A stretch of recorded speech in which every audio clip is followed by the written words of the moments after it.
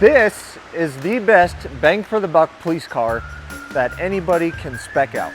I was probably yelling in the beginning of that video because of the rain. As you can see, we're still finishing up the car, so it's a bit messy right now, but we don't have time to stop and film videos, so we don't have time to stop. We ain't got time to slow down.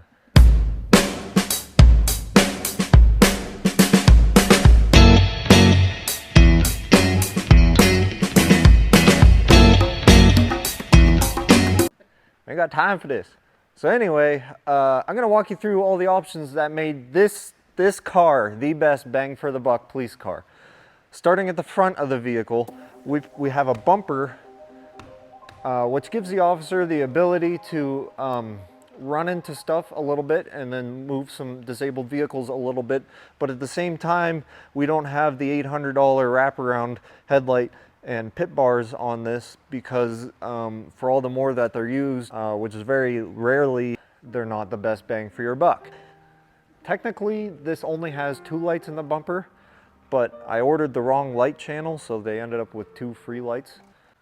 The best bang for your buck is to get 2 lights in the front bumper. These are all 4 are dual color lights, so they have both warning functionality and takedown functionality. Then on the side of the bumper, we have 2 T-ions for intersection. So as the police car is approaching an intersection, this is going to be the first light that approaching vehicles are going to see. These lights on the side are duo red-white. On this, for side warning, in addition to the intersection lights up there, we have Whelan's under mirror lens lights. So what these lights do is they not only give you 180-degree warning to the side, front, and rear, but they also give you a puddle light functionality for when the doors open so you can see what you're doing. This is the best bang for your buck because the tracers are several $1,000s and these are a couple $100s. It's hard to justify tracers when they cost that much. This is all the mess that we developed from doing graphics, which, as you can see, this is the best bang for your buck graphics kit. What the department is, maybe a badge, and then who they are. Nothing extravagant, it gets the point across. It also adds a little bit of design to the vehicle, and it looks pretty cool. The best bang for your buck light bar is going to be the Whelen 48-inch Senator Duo, which gives you red and blue on each side, and then the front is white takedowns, and then the rear is amber for traffic advisor. But the cool part about this light bar, as of right now, it is our best bang for the buck light bar because it offers just as much features as some of the more expensive light bars, but it's a great value. I believe our sale price on this light bar is right around $1,000. This portion of the video is somewhat, you got to put an asterisk there because this light bar just recently has been discontinued by Whelen and it is being replaced by the Edge 9. The Edge 9 we do not have promo pricing on as of yet, so we're not sure if it's going to be the best bang for the buck anymore.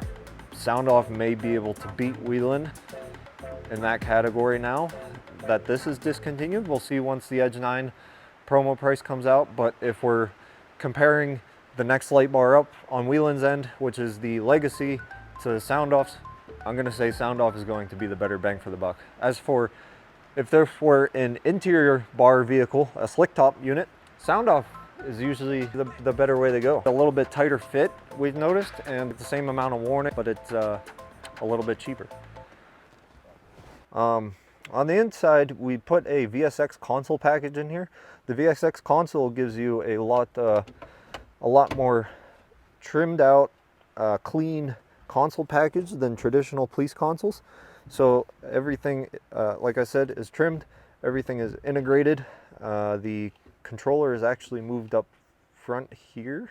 It comes with a locking console that will fit up to a Glock 19 in it. We don't have the radio in here yet, cup holders, and then a magnetic mic. This is the laptop package.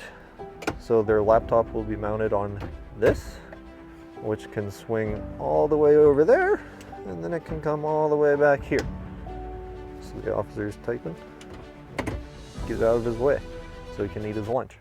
Speaking of the interior, I'm sitting in a Ford Explorer.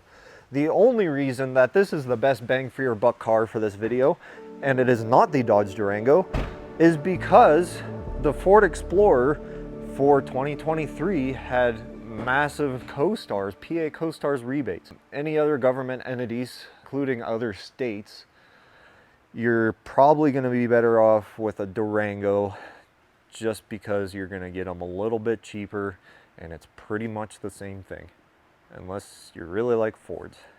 In the back, this is the best bang for your buck setup because it's not a full prisoner transport unit. All we did was the partition and cargo barrier, and that's it. You still have the vinyl seats and the regular vinyl floors and no window bars. If you're not hauling a lot of prisoners, you really don't need all that stuff.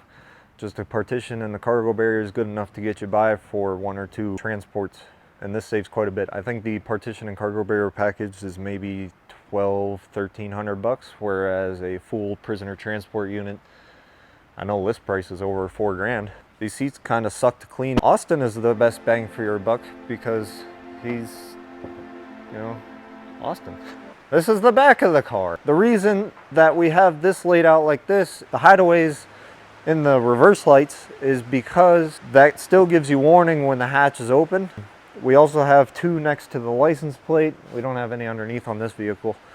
The 2 next to the license plate just give you a little bit more warning in addition to those ones. When it comes to the rear of the vehicle, that's where more warning is more better. So all in all, you know, our upfits range from $8,000 to $18,000 average. I would say that this vehicle costs this department, with all of these lights and graphics and labor included, drum roll please, $12,000. And I would also like to mention that this vehicle does have the wheel and core system. The reason that that is a good bang for your buck compared to a more basic HHS 4200 controller or something like that is because the core gives you all of the functionality that you can find in our previous video. I think the one right before this, maybe one before that.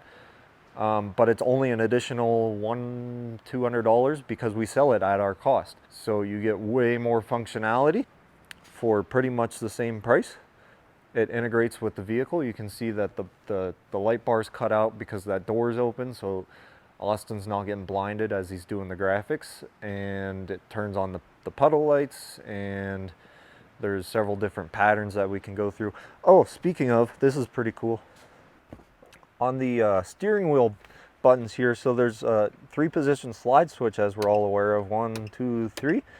We also have these buttons mapped to the same thing that you find on the slide switch. So 1, and then 2, and then 3. And then they can press that to turn it off. And then 4 is the siren, but that's noisy. And then we have there's a gun lock in this car. So the gun lock, it's a dual gun lock.